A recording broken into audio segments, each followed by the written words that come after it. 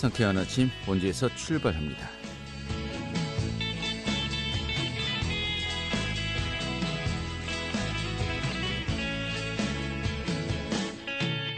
안녕하세요. 10월 8일 목요일 아침 인사드리겠습니다. 상쾌한 아침 원주에서 출발합니다. 진행의 한태호입니다.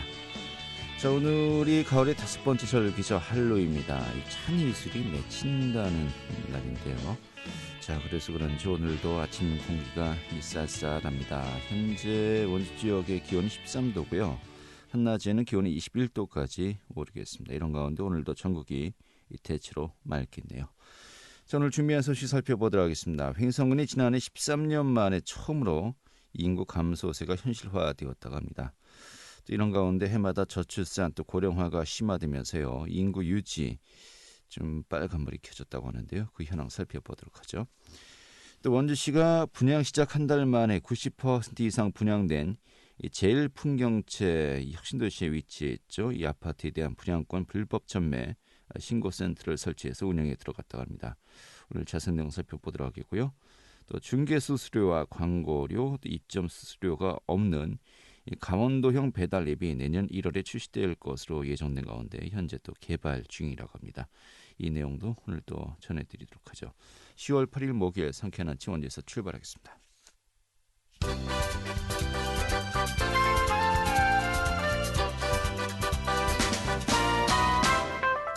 오늘의 주요 뉴스입니다.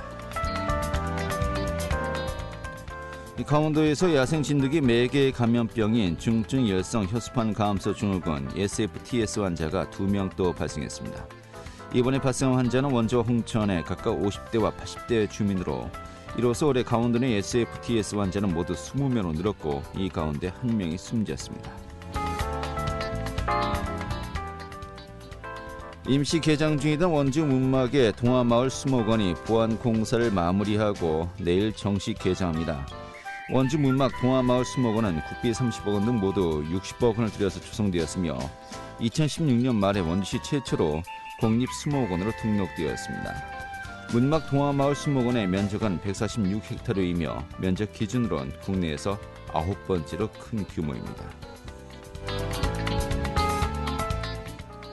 강원도 시군 대부분이 인구 소멸 위험 지역으로 분류되었습니다. 국회 양기대 의원이 한국고용정보원의 2020년 인구 소멸 지수를 분석한 결과 강원도에서는 원주와 춘천, 속초를 뺀 15개 시군이 인구 소멸 위험 지역으로 나타났습니다. 특히 2018년 당시 분석과 비교해서 전국적으로 소멸 위험 지역이 16곳 늘었으며 이 가운데 5곳이 강원도로 가장 많았습니다. 오늘의 주요 뉴스였습니다.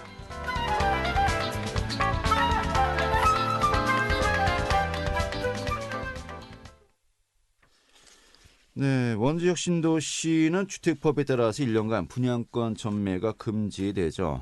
이런 가운데 원주혁신도시에 위치한 제일풍경채 아파트 분양을 시작한 지 한 달 만에 90% 이상이 분양되면서 좀 호조세를 보이고 있습니다만은 이런 가운데 불법 전매될 가능성이 높다고 판단되면서요.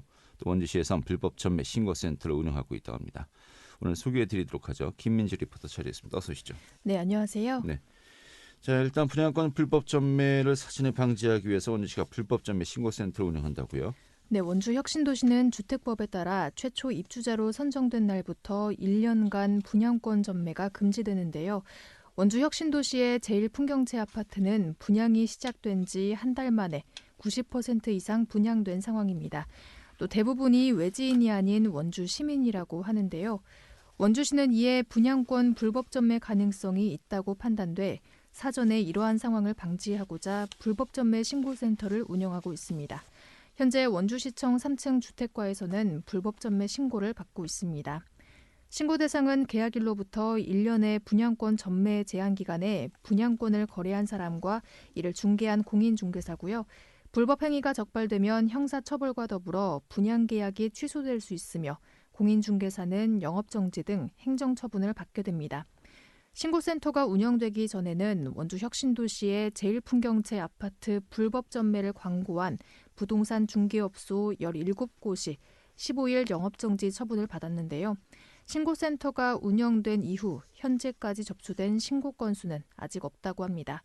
현재는 아직 분양이 100% 완료되지 않은 상태로 미계약 물량이 남아있는 상태지만 선호층인 높은 층수의 일부 분양권이 웃돈을 받고 불법 거래될 수 있다고도 보고 있습니다.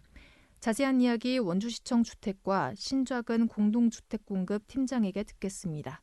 주택법상에 혁신도시에 지어지는 아파트는 1년 이내에는 다른 제3자에게 전매를 할 수 없도록 되어 있습니다.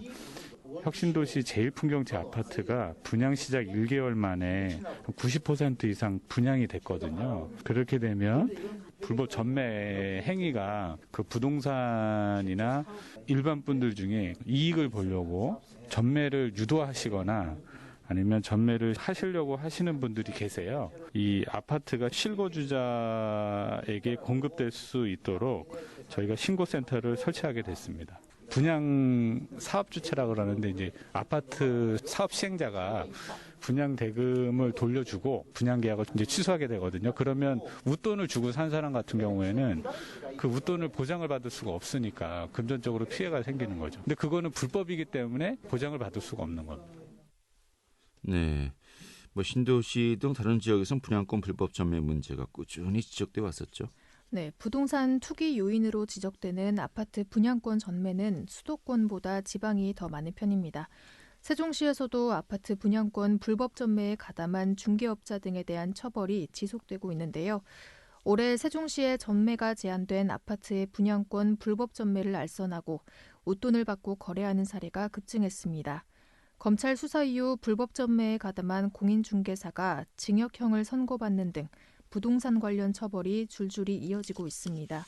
혁신도시나 신도시에서는 분양권 불법 전매 문제가 꾸준히 발생하는 추세인데요. 원주시는 불법 전매라는 것을 모를 수도 있는 시민들을 위해 제1풍경채 아파트가 분양권 전매가 제한된다는 것을 사전에 알리고 또 다른 지역처럼 불법 전매가 이어지는 경우를 미리 방지하고자 신고센터를 운영하게 됐다고 합니다.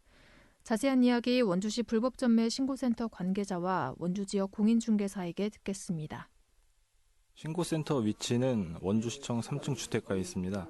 신고 대상은 계약일로부터 1년인 분양권 전매 제한 기간에 분양권을 거래한 사람과 이를 중개한 공인중개사입니다. 신고센터를 직접 방문하시거나 서면 또는 인터넷 국민신문고를 통한 신고도 가능하십니다. 신고센터 문의 전화는 033-737-3463으로 전화하시면 됩니다. 가수요는 투기 목적이란 말이에요. 거짓 수요라 이거예요. 원주시내 지금 신규 아파트 다 거짓 수요예요. 원주시 인구는 한정돼 있고 원주시 같은 경우 지금 가수요 세력들이 서울 경기 쪽에서 밀려내오는 그 세력들이라 프리미엄이 7천이 붙었다는 소리가 나왔었걸랑요. 수요와 공급의 접점에서 공급보다 수요가 올라가거나 공급이 딸리게 되면 가치가 희소성이 강해지는 분위기를 만드는 거지 실제는 주택 보급률이 그렇지 않단 말이에요. 지방은 사실 남아 돌아요. 네, 이 부동산 전문가가 현재 좀 프리미엄 피가 붙는 것은 좀 가수요다. 좀 실수요는 분명히 여유가 있다. 좀 이야기하고 있는 것인데요. 좀 피해를 볼 가능성도 높은 것 같습니다. 이런 건데 아무튼 좀 법적으로 제도적으로 혁신도시의 분양권에 1년 동안은 제한되는 거 아니겠습니까? 이것을 또 시민들에게 미리 알리기 위해서도 좀 신고센터 또 빠르게 운영한 또 그런 또 취지가 있는 것 같네요. 네, 주택법에 따라 분양권을 불법 전매하다 적발되면 이미 체결된 계약이더라도 취소될 수 있는데요. 분양권을 사고 팔 사람을 이어주는 부동산 중개업자는 수백만 원씩 중간 이윤을 챙기고 웃돈은 수천만 원 이상으로 불어나게 됩니다. 불법 전매가 적발되면 웃돈을 주고 거래한 매수자의 분양권이 취소될 수 있습니다. 분양권 불법 전매는 원주시청 3층 주택과를 방문하시거나 인터넷 국민신문고로도 신고가 가능한데요. 원주시는 SNS 등을 활용한 불법 전매 광고 정보를 수집해 단속에 활용할 계획이라고 합니다. 네, 기본적으로 비록 저층이라고 합니다만 요즘 저층도 굉장히 선호하는 분들이 많이 있거든요. 그런데 아직까지도 이 분양이 완료가 되지 않고 미분양인 상태에서 다른 층수가 도리어 이 분양권이 사고 팔리고 있다. 이게 과연 현실적으로 불법이다 아니다를 떠나서 이게 나중에 손실을 볼 가능성도 크다는 것 좀 염두에 두셔야 될 것 같습니다. 네, 오늘 잘 들었습니다. 네, 감사합니다. 김민주 리포터였습니다.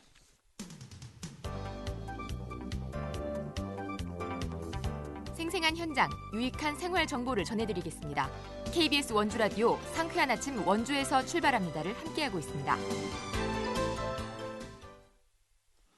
네, 앞서 오늘의 주요 뉴스 전해드리면서 강원도 지역 시군 대부분이 인구 소멸 위험 지역으로 분류되었다고 하죠. 특히 이제 원주와 춘천, 속초를 뺀 15개 시군이 인구 소멸 위험 지역으로 분류되었다고 합니다만은, 자, 횡성군도 해마다 저출산 또 고령화가 심화되고 있죠. 이런 가운데 지난 7월 이 조직 개편을 통해서 인구 정책 전담 부서를 신설했고요. 또 이달부터 인구 정책 실무 추진단 운영에 들어갔다고 합니다.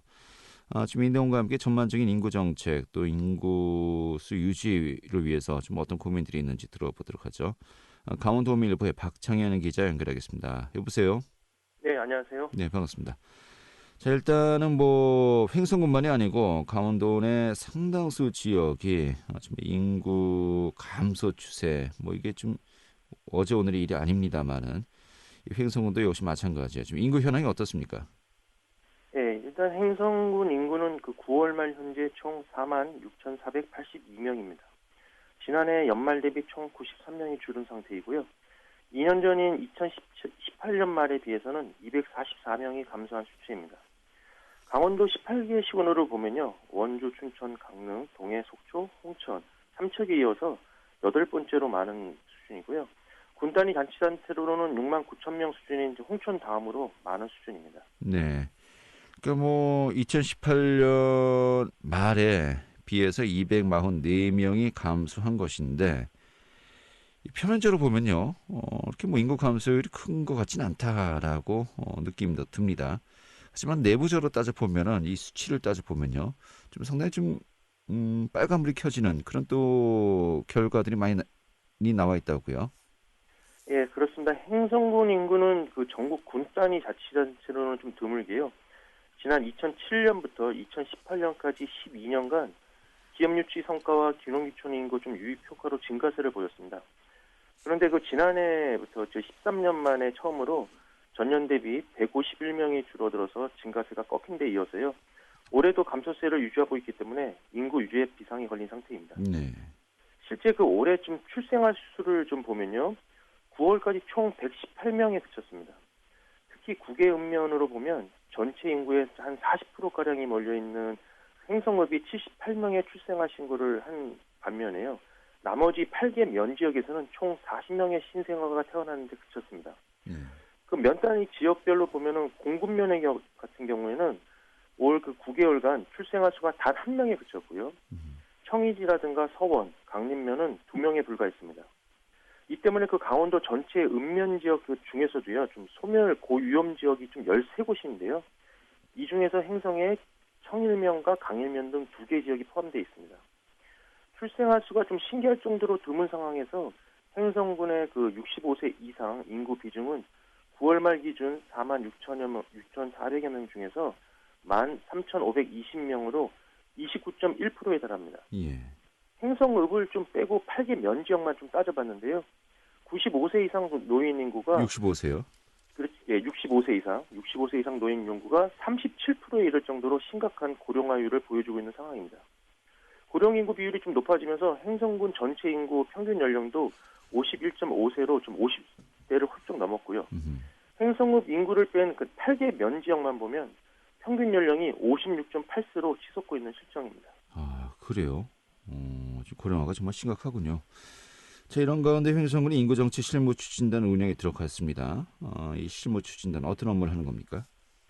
네, 횡성군은 그 인구 감소세와 고령화가 좀 앞서 말씀드린 대로 좀 심하다고 있는 점을 좀 심각하게 받아들이고요. 지난 7월 조직 개편을 통해서 인구정책 전담 부서를 신설했습니다. 하지만 그 인구 문제가 좀 여러 부서와 연관되는 문제이기 때문에요.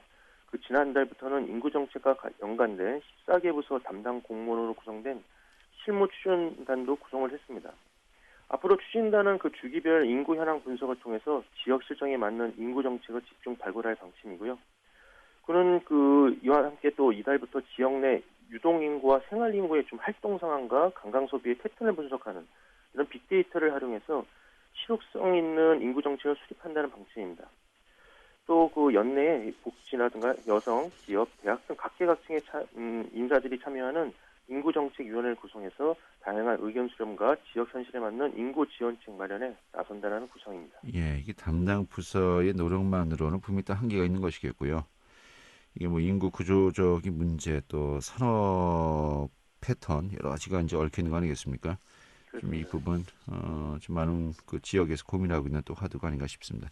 자, 그런데 좀 횡성군의 인구 문제가 나올 때마다 정말 오래되었습니다. 지금 지적되고 있는 것이 이 횡성군에서 직장을 가지고 또 일을 하고 있음에도 불구하고 외지에서 출퇴근하는 분들, 뭐 구체적으로 이야기하자 이제 원주 지역에서 출퇴근하시는 분들이 굉장히 많습니다. 그런데 뭐 민간 업체는 그렇다 치더라도 공무원들이 특히 이제 지자체 소속 공무원들이 역시 그런 분들도 상당하거든요. 근데 이번에 그 조사한 결과를 보니까 이 횡성군 공무원 10명 중 4명 정도가 지금 외지에서 출퇴근하고 있다라는 또 조사 결과도 있었군요. 그렇습니다. 그 말로만 듣던 게 좀 구체화됐다고 볼 수가 있는데요. 횡성군이 인구정책 수립을 위해서 최근 그 정규직 공무원 564명을 대상으로 실거주를 조사를 했습니다. 이번 조사 결과 그 외지에서 출퇴근하는 직원이 모두 190여 명으로 잠정 집계가 됐고요. 이들 행성 공무원 중 80여 명은 주민등록 주소지를 행성에 두고 있으면서 실제 거주는 외지, 쉽게 얘기하면 앞서 말씀드린 것처럼 원주 등에서 다니는 것으로 조사가 됐습니다. 네. 그런데 아예 그 주민등록상 주소지도 행성이 아닌 외지에 등록돼 있는 정규직 공무원도 112명에 달했습니다. 한 20%가량이 됩니다. 네. 일부 부서와 읍면 그 행정복지센터는 절반 이상의 직원이 외지에서 실거주하고 있는 것으로 분석이 됐습니다. 그 외지에서 출퇴근하는 공무원들은 주로 그 행성과 인접한 원주를 비롯해서 춘천이라든가 홍천 등에서 생활하고 있는 것으로 파악이 됐고요. 행성에서 외지로 그 이주한 사유는 가족과의 생활이라든가 주택 여건, 자녀 교육 등의 순으로 나타났습니다. 그 직원 선발 시 그 주민등록상 행성 거주지 제한 규정이 그 적용이 되는 기간제 공무원의 경우도 총 165명 중에서 외지에서 실거주하는 직원은 17명이었고요. 이 중 7명은 주소지도 외지에 등록되어 있는 것으로 조사가 됐습니다. 예. 뭐 횡성군 공무원이라고 해서요. 다 횡성군에만 거주해야 된다는 강제 조항은 없죠. 분명히 또 이제 거주 이전의 자유도 있는 것은 사실이고요. 직업 선택의 자유도 그렇고요. 하지만은 도덕적으로 횡성군의 인구 감소세를 계속 우려하고 있는데 이런 것들을 관장하는 이 횡성군의 또 공무원들은 정작 다른 지역에서 거주하고 있다. 심지어는 주민등록만 허위로 좀 이전을 했다. 이게 좀 비판받을 일은 또 분명히 또 있는 것 같기도 하고요. 좀 횡성군의 이에 대해서 여러 가지로 또 많은 대책들을 내놓지 않았습니까? 현재 좀 어떻습니까?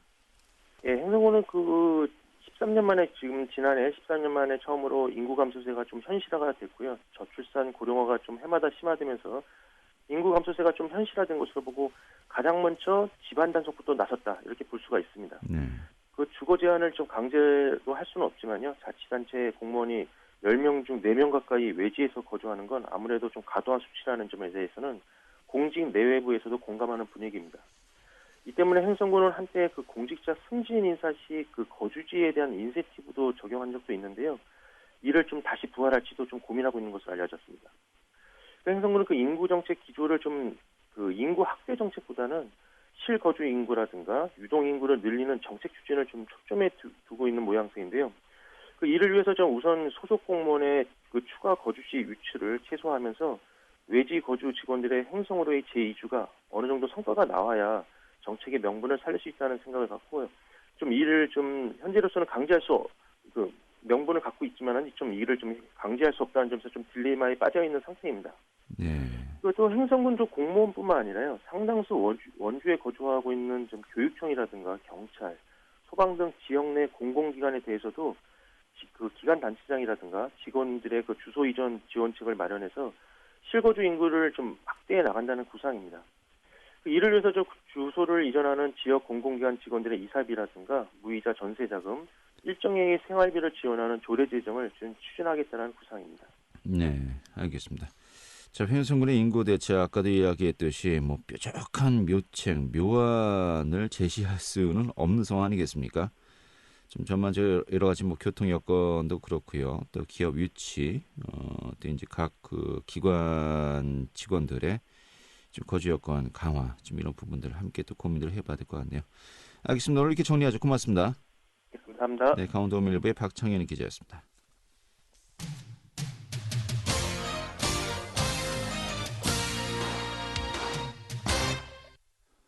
네, 시장을 독과점한 이 배달 앱들의 높은 수수료가 논란이 되고 있죠. 이런 가운데 중개 수수료와 광고료, 또 입점 수수료가 전혀 없는 강원도형 배달 앱이 현재 개발 중이고요. 내년 1월에 출시될 예정이라고 합니다. 오늘 이 내용 소개해드리도록 하죠.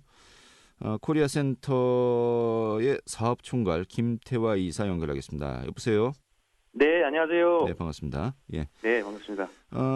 민간 협력 배달 앱 운영 이 업무 협약식 강원도 코리아 센터가 지난달에 가졌습니다만 이게 어떤 협약식이었습니까? 네, 지난 협약식은 코로나19로 힘든 강원도 소상공인들의 기존의 높은 배달 수수료 부담을 낮추면서 도민의 눈높이에 맞춘 배달앱 서비스를 안정적이고 지속적으로 제공하기 위해서 민간 사업자인 저희 코리아 센터와 강원도가 협력하여 배달앱을 운영하자는 업무 협약식이었습니다. 네. 이 협약 내용을 보면요. 코리아 센터가 강원도형 배달 앱을 개발하고 운영하겠다라는 것인데 네. 이 강원도형 배달 앱은 어떤 겁니까? 네, 강원도용 배달앱은 강원도 소상공인들이 배달앱에서 제공하는 주문, 픽업, 예약, 쿠폰 등의 다양한 기능을 활용해서 오프라인뿐만 아니라 온라인에서도 사업을 확장할 수 있도록 해주는 것이 강원도용 배달앱이라고 볼 수 있겠습니다. 네, 강원도 도내에서만 이제 사용 가능한 거고요. 네, 그렇습니다. 먼저 강원도의 특성에 맞게 준비해서 오픈할 예정입니다. 예. 근데 기존에 전국적으로 운영 중인 배달 앱들이 있지 않습니까? 뭐 요즘은 네네. 거의 뭐 독점 형태로 가고 있다, 대형화되고 있다라고 이야기하고 있는데 네. 이 기존의 배달 앱과 강원도형 배달 앱 뭐 어떤 차이가 있는 겁니까? 네, 먼저 강원도용 배달앱은 가맹점의 입점비, 광고비, 중개 수수료가 없다는 것이 큰 차이점이라고 볼 수 있겠습니다. 그것뿐만 아니라 기존 배달앱들이 주문하는 고객 정보를 가입 상점에게 제공하지 않고 독점하는 것이 업계의 관행인데요. 강원도 배달앱의 경우 주문한 고객 정보를 가입 상점에게 제공해서 가맹점주는 언제든지 한번 구매한 이력이 있는 고객을 대상으로 다양한 마케팅을 진행할 수 있다는 것이 또 하나의 차이점이라고 볼 수 있겠습니다. 네, 고객 정보를 가입 상점에도 제공한다는 것인데 네. 자, 그런데 가장 또 눈여겨 보이는 차이점이 이게 아닌가 싶습니다. 이 중개 수수료와 광고료, 입점 수수료까지 무료 네네. 제공한다고 들었어요. 네. 자, 그렇게 되면은 뭐 운영을 어떻게 한다는 건지, 수익 구조는 어떻게 되는 것인지 궁금합니다. 어떻게 운영되는 겁니까? 우선 강원도용 배달앱은 저희가 사실 배달앱에서 수익을 바라보고 시작한 사업은 아닙니다. 네. 수익보다는 배달앱을 통해 도내 소상공인분들을 디지털화시키고 지역 상권을 활성화시킨 후에 이 3차 산업으로 사업을 확장시키는 것에 그 목적을 두고 있습니다. 일종의 민간 윈윈 전략이라고 저희는 생각하고 있고요. 저희 코리아 센터는 임직원 1000여 명이 근무하는 언택트 이커머스 IT 전문 기업입니다. 네. 19년도 기준으로 매출액 한 2,500억에 영업이익 100억 정도 한 그래도 건실한 회사이기 때문에 재정 안정성에는 크게 걱정하지 않으셔도 될 것 같습니다. 알겠습니다. 이 시스템은 현재 개발 중입니까? 개발이 완료된 겁니까? 개발이 완료가 됐고요. 예. 일단 브랜드 네임을 이제 선정해서 저희가 지금 오픈 준비 중에 있습니다. 개발 완료되었고요. 이게 언제부터 네. 사용이 되는 거죠? 내년 1월부터 속초시와 정선군에 시범 운영되고요. 네. 문제점을 보완해서 강원도 18개 시군으로 점체 확대해 나갈 것으로 기대하고 있습니다. 알겠습니다. 강원도형 배달 앱을 통해서 좀 아까 소상공인들 또 자영업자들 여러 가지 좀 기대되는 네. 바도 많이 있을 것 같습니다만은 실질적인 혜택 아까 뭐 정리한 거 외에도요 또 어떤 것들이 네. 있을까요? 현재 배달앱 시장은 특정 업체의 시장 독점으로 소상공인들은 배달앱에서 제시하는 높은 수수료를 부담하면서 사실 서비스를 울며 겨자 먹기식으로 사용하고 있는 것이 현실인데요. 네. 최근에는 코로나19로 소상공인들이 매우 힘든 상황에서도 광고비를 올려 이슈가 되기도 했습니다. 이러한 상황을 정면 돌파하기 위해서 강원도형 배달앱은 중개 수수료와 광고비, 가입비가 모두 무료로 제공되고 있습니다. 여기서 절약되는 비용으로 가맹점은 더 좋은 품질의 서비스를 제공할 수 있게 됩니다. 더불어 도민들은 배달앱을 통해서 강원도 상품권을 사용하게 되면 추가적으로 5에서 10%의 할인 혜택도 받을 수 있게 되는 거죠. 무엇보다 강원도민들께서 배달앱을 많이 사용하면 하실수록 강원도 내에서 돈이 돌아서 지역 경제 활성화에 큰 도움이 될 것으로 저희는 기대하고 있습니다. 예, 알겠습니다. 이거는 사실 이제 처음 사업 시작할 때 얼마만큼 네. 많은 분들이 앱을 다운받고 또 맞습니다. 활용하느냐 하는 부분 아니겠습니까? 네, 맞습니다. 그 전에 또 홍보도 많이 하셔야겠네요. 네, 알겠습니다. 그렇습니다. 네, 네. 오늘 잘 됐습니다. 고맙습니다. 네, 감사합니다. 네, 코리아센터의 사업총괄 김태화 이사였고요. 자, 10월 8일 목요일에 함께했던 KBS 원주방송국의 상쾌한 아침 원주에서 출발합니다. 오늘 소식은 여기까지입니다. 고맙습니다.